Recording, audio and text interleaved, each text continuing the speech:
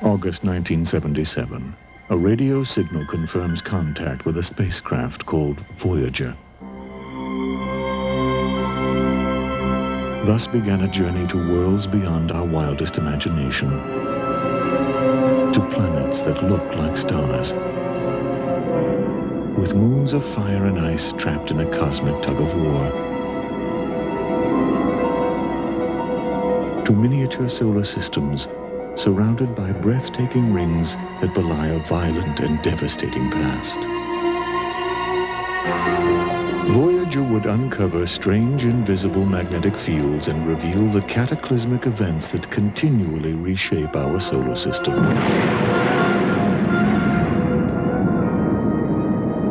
On worlds billions of miles from the sun, it would witness a drama of creation never seen before. Voyager will stand out as the mission which has visited more new worlds than any mission before, and I think any mission after will ever do. Those aren't little dots of light in the sky. Those are real bodies. They're interesting places out there, and they're real. Every time we turned around, we were getting more new, exciting data, pictures of places that we hadn't imagined. There's a lot of variety, a lot of uniqueness. Every world is not alike. Going to worlds never before seen by the human species. There's something chilling about that, something exciting. It makes the heart beat faster. Outbound on one of the greatest adventures of the 20th century, Voyager carried the hopes and dreams of a generation of scientists and engineers. Join us now as we salute the bold spirit of innovation that made it possible. Sail on, Voyager.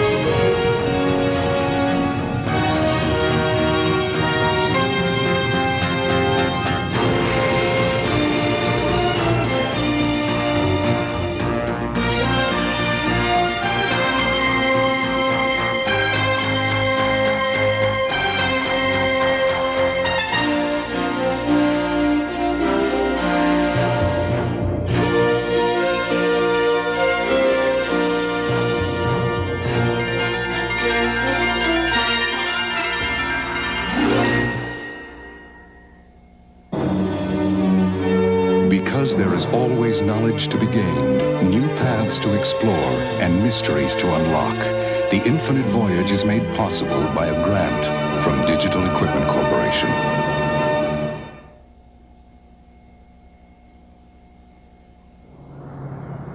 The road to the stars begins at the foot of the San Gabriel Mountains in Pasadena, California. Caltech's Jet Propulsion Laboratory is the nerve center of NASA's planetary exploration program. Here, Earth got the first close-up look at its nearest neighbors. Beginning in the 1960s, a generation of probes called Mariner took us to Mercury, Venus, and Mars. By the end of the 1970s, the time had come to explore the outer planets. Goldstone, I would just like to confirm you have acquisition of Voyager signal. That's affirmative at 1649:15.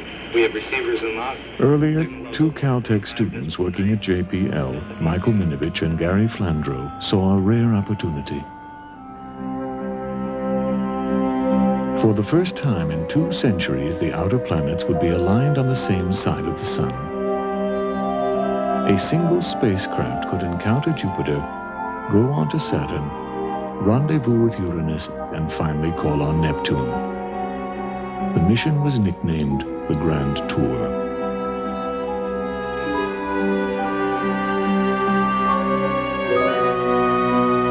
But Washington would not approve the budget.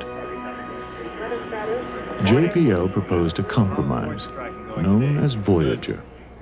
2 spacecraft, Voyager 1 and a backup, Voyager 2, would go to Jupiter and Saturn. Uranus and Neptune would become an option.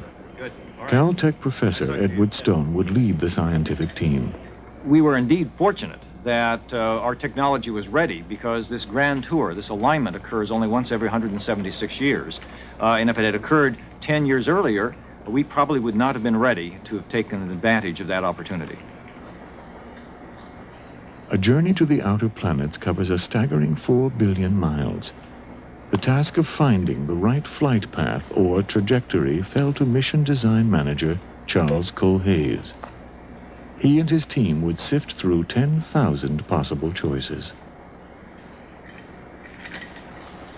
When a trajectory designer looks down at the solar system and watches the planets all orbiting the sun, taking different numbers of years to go around, he sees opportunities to go from the Earth to Venus, to Mars, or to the outer planets. But those opportunities only occur at specific times when the planets are in the right positions. Now, in the case of the Voyager trajectories, we had to wait for the right time. We needed some way to reach these remote planets with a sizable payload. That came through a method known as gravity assist, a slingshot effect. For a spacecraft, a planet can act like a natural fueling station in space. The two Voyagers will depart Earth each on a slightly different course. As they approach Jupiter, their speed will increase as the planet's gravity hurls them around like a slingshot towards Saturn. There, Voyager 1 will fly by Saturn's moon, Titan, and then leave the planets. If Voyager 2 receives the go-ahead, it will continue on to Uranus. Flying by Uranus will boost its speed by nearly 5,000 miles an hour and alter its course for Neptune. The accuracy required to reach this remote planet has been compared to a golfer sinking a putt 1,000 miles away. With exacting skill, it will be the closest flyby of the mission. The journey to Neptune from Earth would normally take 30 years. With an assist from gravity, Voyager will make it in 12.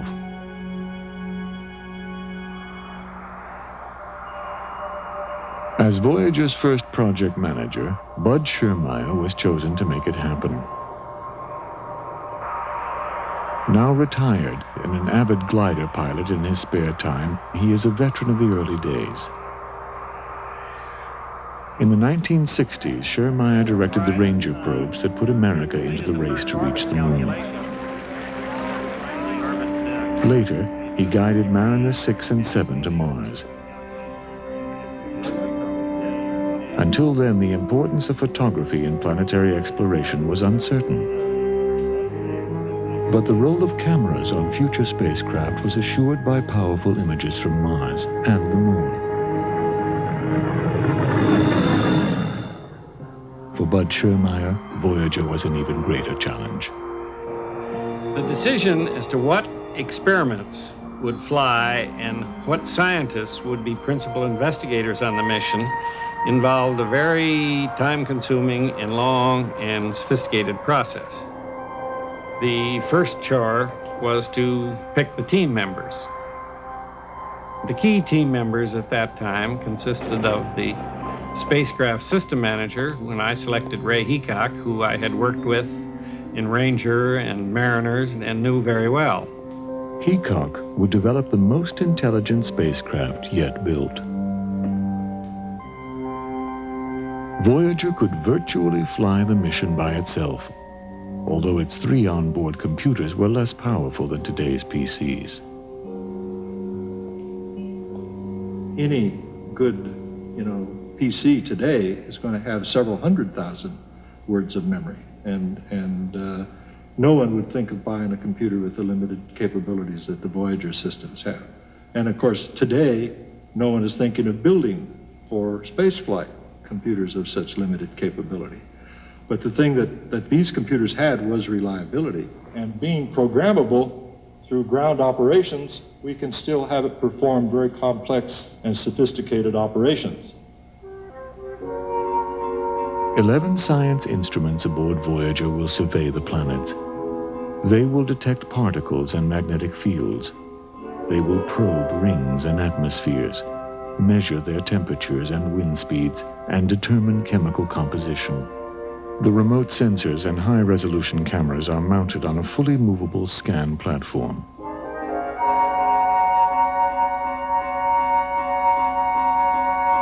Voyager was also designed to withstand the rigors of deep space and of launch.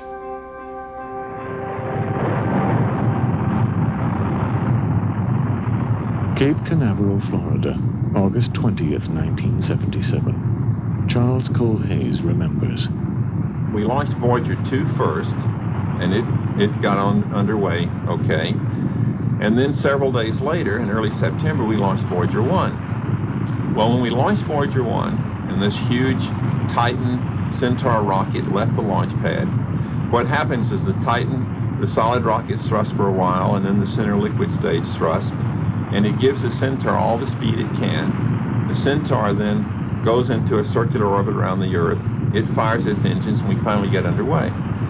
Well, while we were all at the Cape, we noticed that the Centaur had used 1,200 more pounds of propellant to get into this coasting orbit than it should have used. And we realized there had been a malfunction in the Titan burn. Basically, the fuel and oxidizer had not mixed at quite the right ratio. And when it finished its job, it had not given the Centaur enough speed. Now the question was, does the Centaur have enough fuel left to fire up again and get us underway for Jupiter?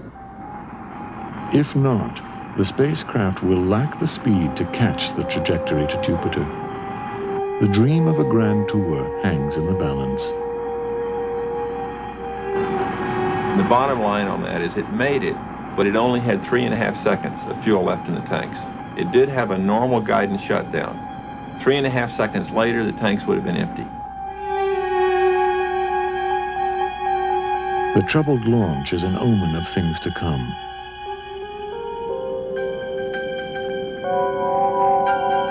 Although the two Voyagers are safely on their way, problems continue to arise.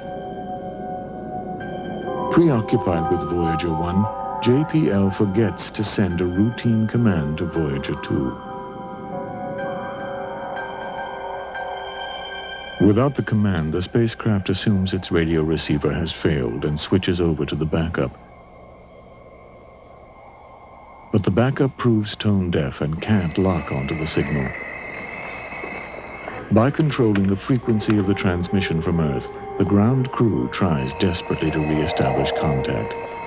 Data chief has to configure this, but this is actually what we are getting in here. On Goldstone, I would just like to confirm you have acquisition of Voyager. Finally, Voyager responds. But the faulty radio would handicap the spacecraft for the rest of its journey. Receivers off. Signal level -145. March 1979. Voyager 1 approaches Jupiter. It has been a year and a half since launch. Now a rendezvous with the giant planet seems destined to become reality.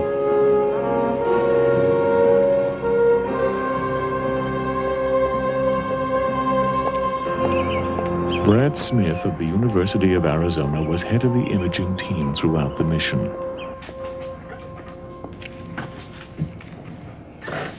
Although scientists have observed Jupiter for centuries, Voyager's first glimpse of the planet was full of surprises. We were surprised by just about everything we saw. When we started our first encounter with Jupiter, we thought we knew the answers, we thought we knew what we would see. One thing after another turned out to be not what we expected. During those hours around closest approach at Jupiter, when the very highest resolution pictures were coming back, we were filled with awe, elated, in some cases worried, concerned in that the complexity was so much greater than we could have imagined. There was a certain feeling while we were so delighted with such a rich harvest of science, a certain amount of almost despair as would we ever be able to interpret, to understand what we were seeing.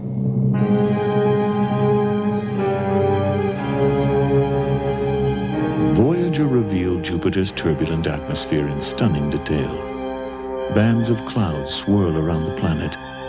and the great red spot churns like a mammoth typhoon. First observed in the 1600s, this huge storm system is 3 times larger than Earth. After nearly 4 centuries, it still rages.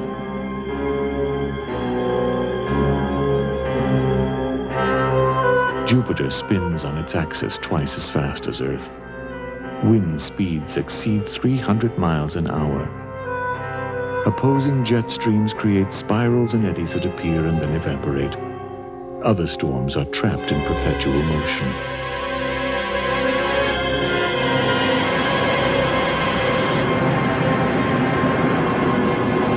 Imagine a world without continents, only oceans of liquid hydrogen and helium.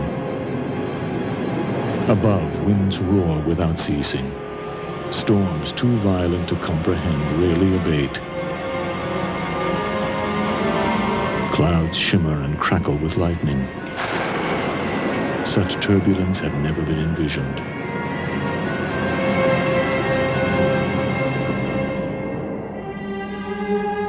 Jupiter's dynamic atmosphere was a revelation, but the biggest surprise was yet to come. Voyager would visit 4 of Jupiter's moons. Countless collisions with asteroids have obliterated the surface of Callisto. Without geologic activity to erase them, each scar is testimony to a long and tortured past. Europa is deceptive. Its terrain appears rugged and cracked, but these features are an illusion. Locked in an ocean of ice, they are actually smooth and flat.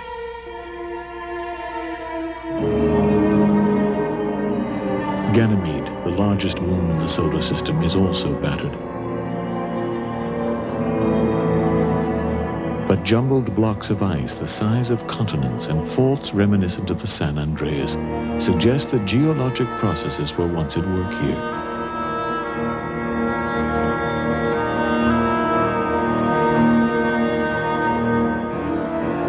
But of all Jupiter's moons, none was more startling than Io. Its surface was surprisingly smooth. At first, Brad Smith was concerned. Io, a satellite which was to be a Rosetta Stone in the outer solar system. It was going to be covered with craters. It was going to tell us the age of the solar system, the activity in the outer part of the solar system, and no craters.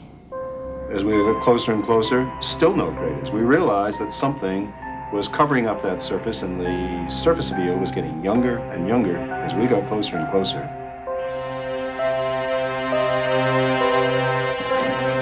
Four days later, the mystery would be solved. Today, in her spare time, Linda Morabito Hyder writes science fiction. But when Voyager encountered Io, she was a member of the navigation team. March 9, 1979 is a date she'll never forget. It was a Friday, and it was 4 days after the encounter, closest approach. And I was doing my job in order to determine to a higher accuracy the orbit of Io. So this was after the encounter had taken place and the press conferences were over, and the members of the science team were basically on their way to take a rest and had decided a break was in order, and probably felt that most of the wonders that Voyager showed us had already been encountered. And it was in doing my job, I saw something off the limb of Io that I knew didn't belong. What I saw was a very large object off the edge of Io. Now this large image, initially one would think it would be a satellite, another satellite that was unintentionally captured by Voyager, but it was much too large to have not been seen before. Her discovery would make headlines. It was the first time an active volcano had ever been seen beyond Earth. Captured on the limb of Io, its immense plume rises nearly 200 miles above the surface. Eventually, 8 more active volcanoes would be found. What could cause such an incredible display?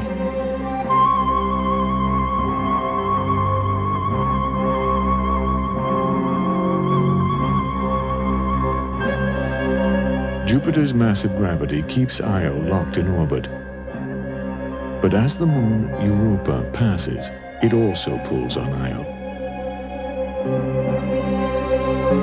Trapped in a gravitational tug-of-war, its surface bulges and flexes.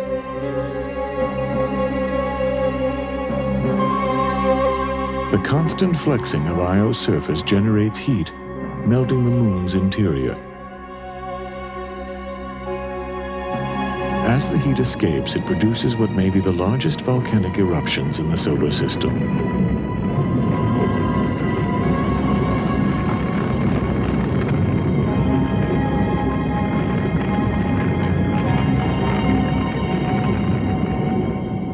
If I had to pick a single highlight for the mission, I would pick the volcanoes on Io, because that was the discovery which was so unexpected that it really opened our eyes. We had to take our blinders off. We recognized at that point we were no longer going to be able to anticipate what we were going to be seeing. And then the final revelation. As Voyager prepared to depart, it took one last picture of Jupiter. There, backlit by the sun, was a ring never seen before, a fitting end to a visit full of surprises. In its brief encounter, Voyager revealed more about Jupiter than had been learned in the entire history of astronomy, and sent home over 30,000 images.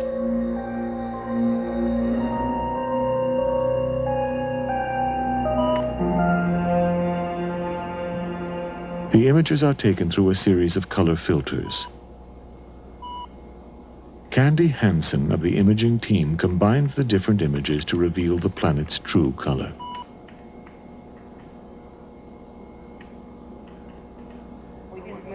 Platform.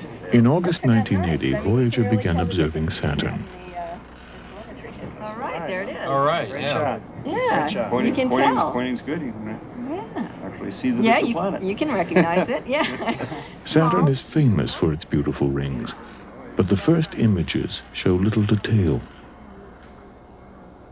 As Voyager closes in, resolution improves. Hansen will exaggerate the color to make the planet's features clearer for study.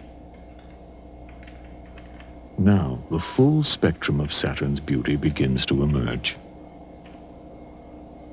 The first pictures we got were about as good as Earth-based pictures from a good observatory.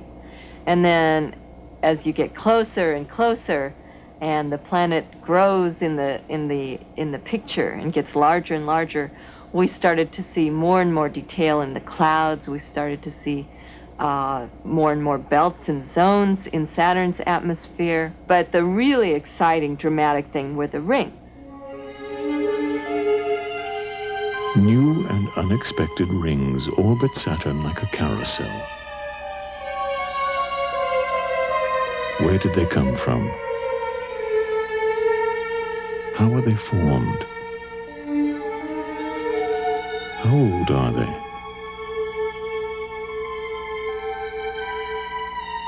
What are planetary rings? Larry Esposito lectures at the University of Colorado. Around the planet Saturn, these particles form a ring, each in its individual orbit. A member of the Voyager team and a specialist in the new science of planetary rings, Esposito shares a theory. Here in this table I have a rock representing the planet Saturn, and around it some pieces of chalk that represent small moons. These were probably formed all at the same time, at the origin of the solar system. And these moons are subject to bombardment by meteorites and asteroids. The meteorites which strike these moons can occasionally break them up. The material in these moons is broken up into smaller pieces, each in orbit around the planet. And as all these particles are moving around, another moon will be smashed. And those particles follow their own orbits around the planet. what happens to these rings? Well, the small material is charged by electrons and is pulled off by the magnetic field of the planet. Some of it is dragged in by the atmosphere and ends up in the planet itself. Eventually, the rings that we're seeing here in 1 million years are gone. But there are still more moons around the planet, and these we continually break up to make new rings. The notion that rings are the product of violent ongoing collisions is dramatic enough, but more discoveries were in store. In 1980, as Voyager was approaching Saturn for the first time, I went to a meeting and I saw one of my colleagues with some photographs very close to his chest showing other people. And what he was showing was that there were dark lanes on the rings that looked something like the spokes of a wheel. And I sort of snuck over and got a look too. Of course, everybody knew within a month that this new phenomenon had been discovered by Voyager, that the rings had not only striations in a circular sense, but it had finger-like projections that could be seen. And these radial finger-like projections were called spokes. The spokes turned out to be very tiny particles, particles the same size as the particles in cigarette smoke, about a 10,000th of an inch in size, that had been lifted above the rings. And these tiny particles lifted off the surfaces of other particles were what we saw as spokes in the rings. We know what they are, but we don't know now how they came to be.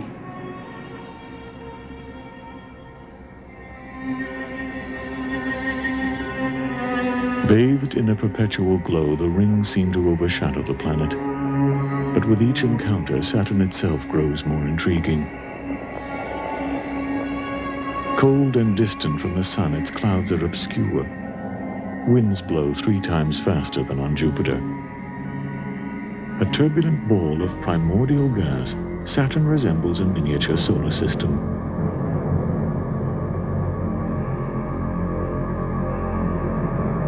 Of its 18 moons, 4 were seen for the first time by Voyager. Composed of rock and ice, they are made of the stuff of comets. Most, like Tethys, are littered with craters. An impact on Mimas nearly blew it apart. Rhea and Dione are only partly cratered. Perhaps they were resurfaced by ice melted by internal heat.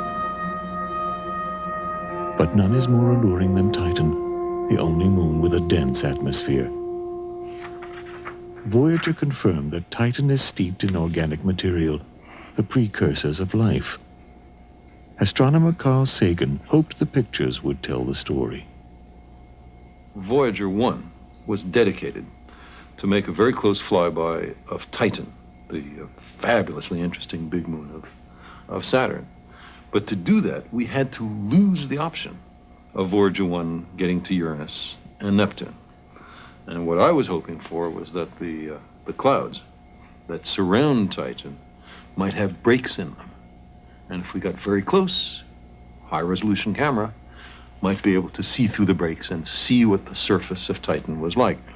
Fabulously interesting world, because organic matter is falling from the skies like manna from heaven, and it certainly seems today that it has a great deal to teach us about the events that led to the origin of life on Earth 4 billion years ago. But as it turned out, there were no breaks in the clouds. We took hundreds of high-resolution pictures that had nothing in them, no detail whatever. Every world was a surprise.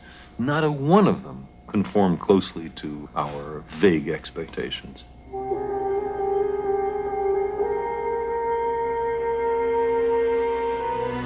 In 1980, its mission accomplished, Voyager 1 leaves Saturn to head for the stars. With the success of the encounter, a decision is made. Voyager 2 will go on to Uranus. Designed for a 5-year mission, it is already 4 years old. On August 26th, disaster strikes. Just after we flew at our closest approach to Saturn with Voyager 2, the the spacecraft, which was now due to go on out to Uranus and then Neptune, I got a call about 3 o'clock in the morning that the scan platform was sticking and it stuck. We were losing Saturn data every minute. But worst of all, that same spacecraft that was supposed to go out and give us views of 2 new planets was in very great trouble. The cameras are pointing in the wrong direction. The Voyager team at JPL is staring at empty space. LS has drawn what you should be seeing. The frame's upside down. Lifting these slew end times out of the S. Okay, slew end time. Finally, a solution. What they did was to back it up a little bit, like a stuck car trying to get out of the mud or snow. They'd go this way and that way, and this way and that way, and eventually they freed it up. And in fact, they freed it up in time that we did not lose all of our Saturn data. There were still some observations that we were able to make before we left the Saturn system. Ahead of Voyager lay a daunting 5-year journey. Uranus is twice as far from Earth as Saturn. Communication with the spacecraft will now be a challenge. Radio signals must travel across 1 billion more miles of space. Nothing could be done to strengthen the signal from Voyager. Its reception on Earth had to be improved.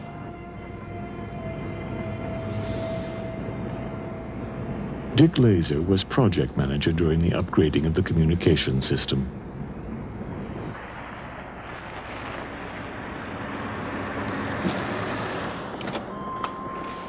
Good day, John. Hello, Dick. Good. Welcome back to the Mars site. Thanks. Good to see you again. Hey, what I'd like to do today is take a look at the new X-band transmitter.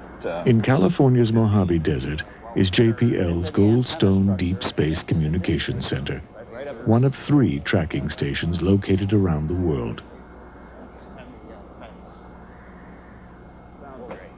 The spacecraft itself, and in fact even our ground system on the ground, wasn't prepared to handle a spacecraft that would be as far away from the Earth as Voyager 2 would be when it encountered Uranus.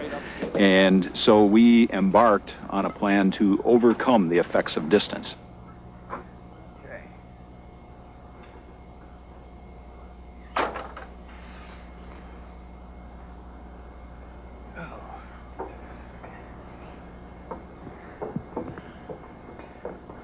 We're so up here on we are. this surface now, and then we'll be looking into the cone and some of our electronics that we have. Until now, each antenna has been sensitive enough to receive Voyager's transmission. Whoops, tippy here. But finding a radio signal from Uranus will be like looking for a needle in a cosmic haystack. Like a car radio, the further it gets from a station, the weaker the signal. For Dick Laser, the feeble transmission from Voyager would compound the problem. The data transmitted from the spacecraft is transmitted through a radio receiver, but not with thousands of watts like your radio or television station, but the transmitted power is just a few watts, less power than the dim little porch light you may have sitting out in front of your house. And when it's received at the stations on the ground, the received power is on the order of about 1/20 billionth the amount of power required to power my digital watch. JPL's engineers would find an innovative solution. A technique called arraying was devised, where in fact, rather than making the ear bigger, the antenna bigger, several antennas were electronically connected together so that in fact the effective hearing or listening area would be larger, and that was called arraying. At Uranus, we arrayed together 1, 2, 3, 4 antennas down in Australia, 3 antennas here at Goldstone. At the Neptune encounter, the array here in the United States was truly massive because we arrayed together the 27 antenna array down at in New Mexico, the very large array, the LA. To overcome the low amount of sunlight at Uranus and Neptune, the spacecraft itself would have to be re-engineered, its computers reprogrammed. JPL's foresight a decade earlier would now pay off. Edward Stone recalls. Extending Voyager's reach beyond Saturn was a real challenge because we were going to extend the operation of the spacecraft 3 times further from the sun than had originally been designed for, out to where the sunlight was only 1/9 as intense as at Saturn, and where the signal coming back to Earth was only 1/9 as strong. So we had to make a number of changes. For instance, we had put on the spacecraft a special coding device called a Reed-Solomon coder, which today is in everybody's CD player, but at that time was a very innovative coding system. We had never turned that coding system on until after Saturn. We needed it because in order to go on to Uranus and Neptune, we needed a more efficient way to code the data coming back to Earth. We also had to learn how to stabilize the spacecraft so that we could take longer exposures and not have smear. And so we developed a number of techniques on the spacecraft to make the images more stable as we had to have longer and longer exposures in the more distant reaches of the solar system. We worried about little things like if you started the tape recorder on the spacecraft, as those wheels spin, they induce a little jiggle in the camera. So we programmed one of the computers to say, look, every time you're about ready to turn the tape recorder on and create a disturbance, fire a little set of thrusters, just the right, that is, they squirt out little bits of gas, and they basically tend to rotate the spacecraft. But what you can do is fire these little thrusters at the exact instant that tape recorder is going to spin its wheels so that you cancel its effects out, and that camera stays steady. In addition to that, we had to reprogram one of the computers so that on board the spacecraft itself, we actually compressed the imaging data so that we sent back only 3/8 as much information per picture, yet essentially got back the same picture. All of that was done after the Saturn flyby. The challenges of upgrading the spacecraft, upgrading the ground, and the extra challenge caused by the failure of the Voyager 2 scan platform, and what we went through to assure ourselves that, number one, it worked, and number two, it would get the job done at Uranus. All of those challenges really kept us very busy during those several years. It made the time fly by very, very quickly. In January 1986, 8 years after launch, Voyager approaches Uranus.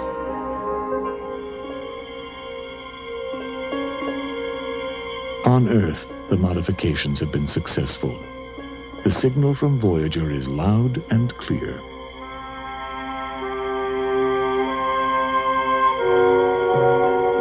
Radio emissions from Uranus confirm the presence of a magnetic field. But it is unlike anything the scientists expected.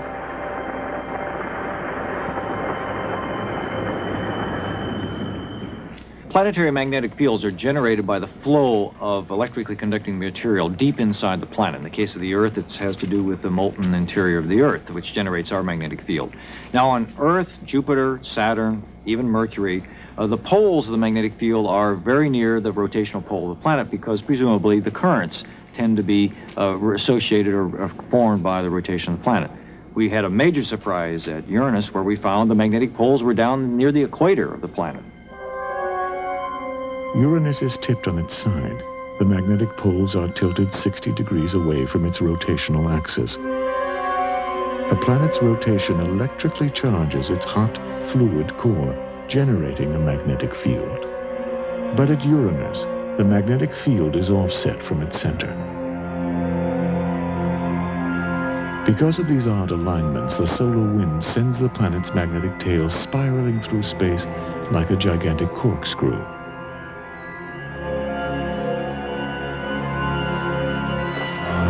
At JPL, excitement runs high as the first images begin to appear. But an atmospheric haze obscures the view.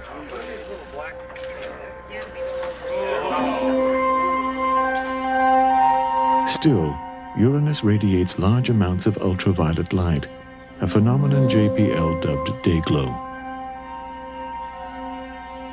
As Voyager skims over the equator, attention turns to the 5 major moons.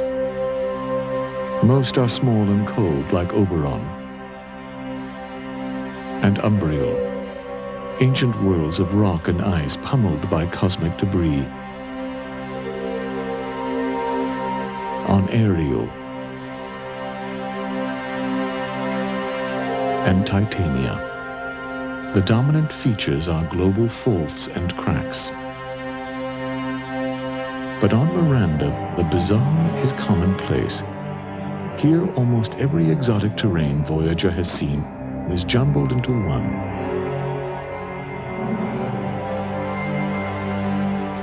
All these clouds around, I don't know what we're going to get. Well, Planetary geologist Eugene Shoemaker and his wife Carolyn specialize in asteroids and comets. They know that collisions play a key role in shaping the solar system. Tonight they are at Mount Palomar in Southern California.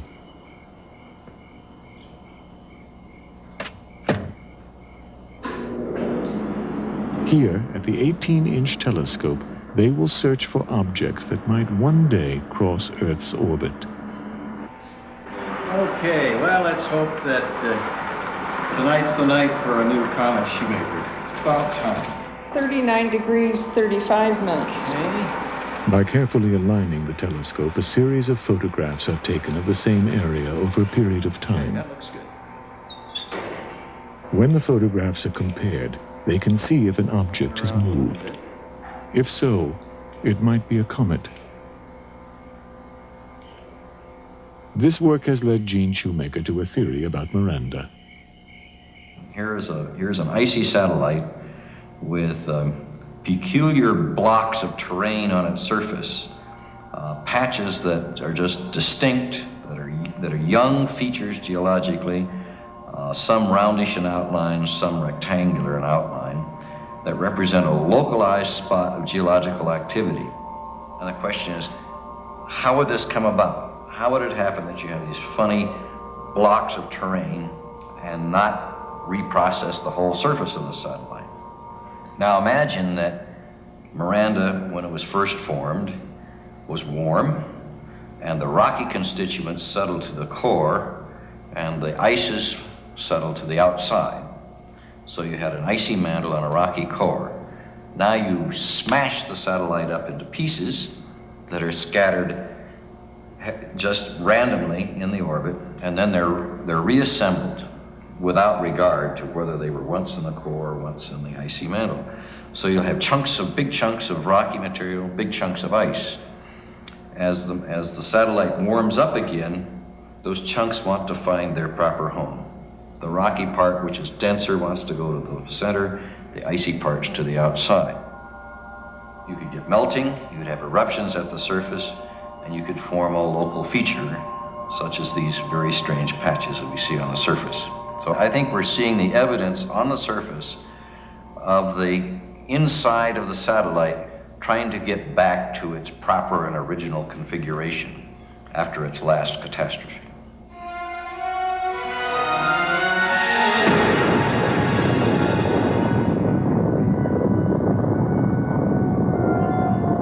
Following the fatal collision, Miranda's fragments stay in orbit around Uranus.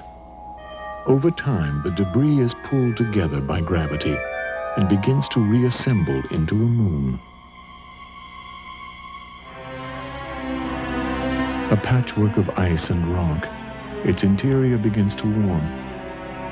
Melting ice flows onto the surface to form a unique new landscape.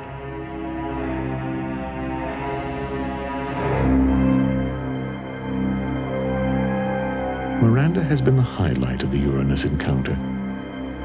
As information continues to stream in, the spacecraft is bound for its next rendezvous, 3.5 years away. Neptune, the final and outermost planet on the grand tour. Its most prominent feature is a giant spot. Seen for the first time by Voyager, it is similar to the one on Jupiter. The presence of a storm surprised Andrew Ingersoll, an atmospheric scientist at Caltech. The amount of sunlight that reaches Neptune is equivalent to twilight on Earth. Because energy from the sun drives weather, this dynamic atmosphere was totally unexpected.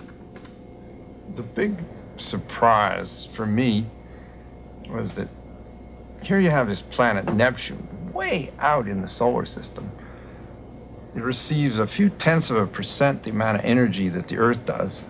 And so you'd expect the weather to be dull. And what do we find?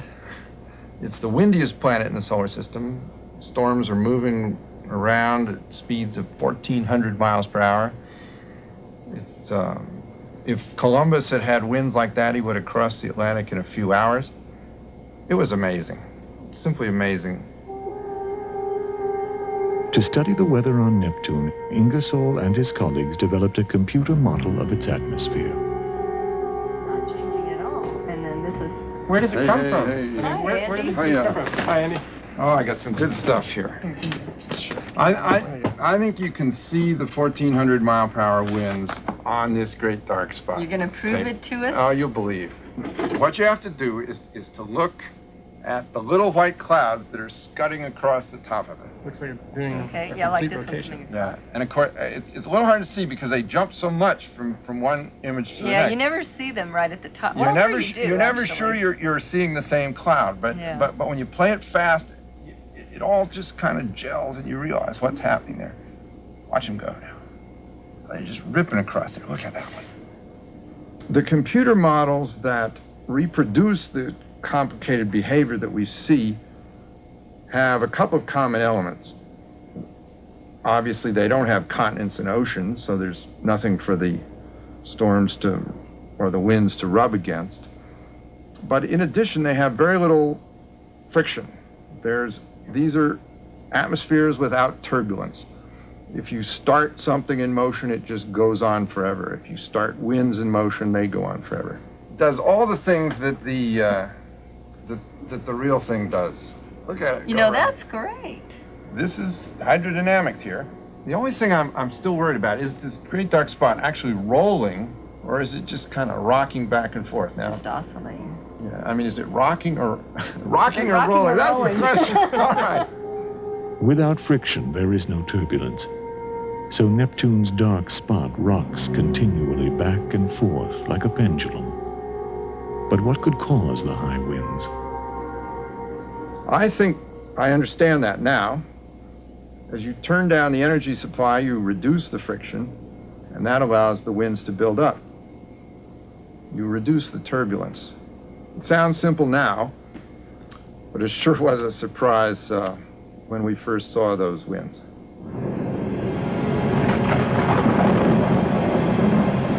A violent storm on a cold and sunless world. Howling winds that defy logic and humble the intellect.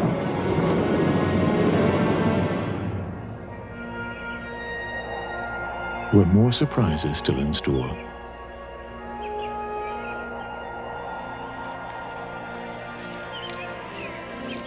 In Flagstaff, Arizona, a branch of the U.S. Geological Survey is solely devoted to the growing field of space geology. Here, nearly 100,000 images from Voyager are stored on computer tape for easy access on video display terminals.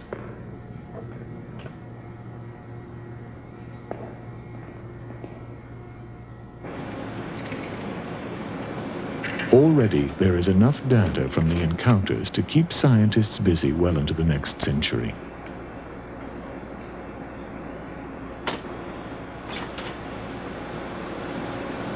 Geophysicist Larry Soderblom is interested in Neptune's largest moon. I need some Triton data. It's a PA tape. I need 494 mounted on iFlight 2. Sure. Okay, thanks. Triton is one of only 3 moons in the solar system with a permanent atmosphere. Voyager sent back 2 sets of images to create a mosaic of Triton. Where they overlap, the features appear in 3 dimensions. The spacecraft was flying past Triton, so one set of images would be acquired from one angle and another set from another angle. If we could look at those in stereo, it was possible to see what was on the ground and what was above the ground. The 2 images were projected onto a sphere. And they're shown in this view. One of them is in red, one of them is in green. And so features that line up are shades of yellow. And you can see up in this region all the features seem to line up pretty well, with the exception of 4 major features here. And in fact, this is where we first noticed the active geysers. If we blink the 2 images, you'll see these dark markings dance across the surface, whereas the others are locked onto the surface and perfectly registered.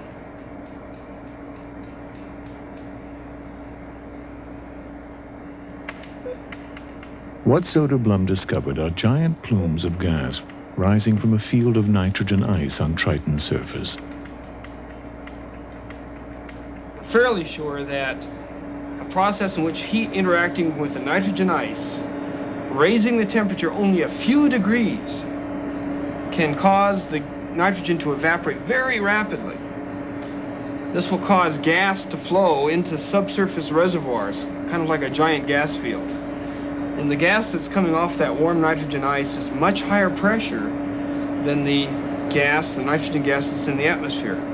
So if this reservoir is ruptured, the gas rushes toward the open vent and carries aloft fine carbon material, very fine particles we call foo-foo dust. And so the dark foo-foo dust is caught up in the winds and strewn out downwind to the west, about 150 kilometers in the case of this geyser.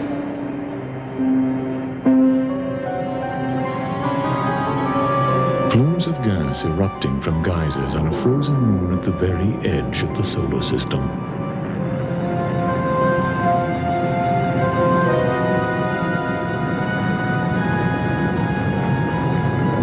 Triton would be a fitting climax to the Grand Tour.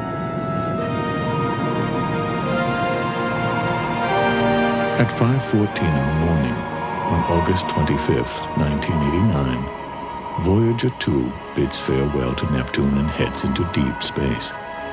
A 12-year, 4 billion-mile odyssey finally comes to an end. 6 months later, on Valentine's Day, Voyager 1 turns its cameras on for a last look at our distant family of planets. Well, today marks yet another milestone in Voyager's exploration of the solar system, the completion of mankind's first picture of the solar system from beyond the outermost known planet. Well, I like this distance. I mean, it's interesting because it's the furthest any of them has ever been. That is the most distant picture ever taken by the human species.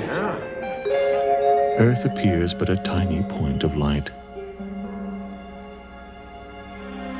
There's no real science in such an observation, but to look back and see our tiny, and I tell you, truly insignificant Earth sitting there in the blackness of space, and to take an image of it from out near the edge of the solar system, it's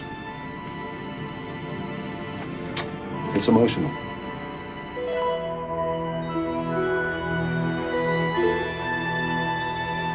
It has been said they dared to go where we could only dream. Today, the men and women of Voyager celebrate this splendid achievement. Voyager was the little spacecraft that could. It wasn't designed to last beyond Saturn. It almost didn't. It developed many problems, and I think the greatest achievement was the way the engineers fixed it en route with nothing but radio waves to communicate with. They reprogrammed the computer. They redesigned the system that keeps it aligned properly. The way they could fix it over 1 billion miles was truly remarkable. Voyager 2 is headed sort of towards Sirius. Well, now Sirius is the brightest star in the heavens. So if you're camping in the Sierra some night and you look up and you find Sirius, you might say to yourself, you know, there's a little craft that's headed that way. It won't be close to Sirius for nearly 300,000 years, but that's the way it's going. The human species is going to be out there in the outer solar system. I can't tell you how long it will take. It'll probably be a few centuries. From that perspective, Voyager is the ultimate pathfinder. It's the one who showed the way.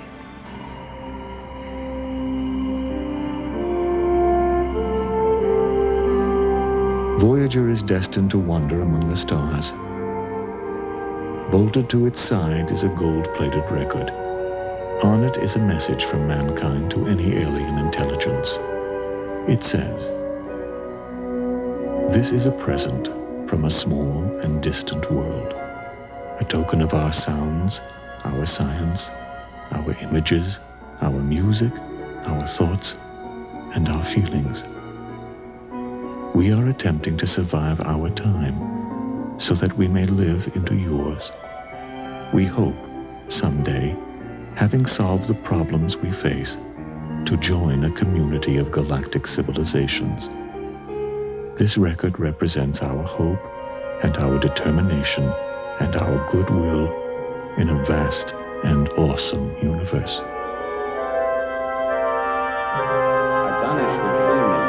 Здравствуйте, приветствую вас.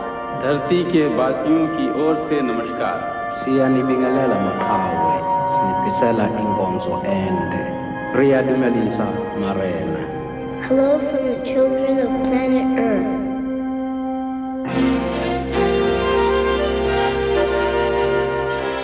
Journalist Bill Moyers discovers strong links between the Italian Renaissance and our lives today. Next on APT on The Power of the Past. Stay with us for television at its best.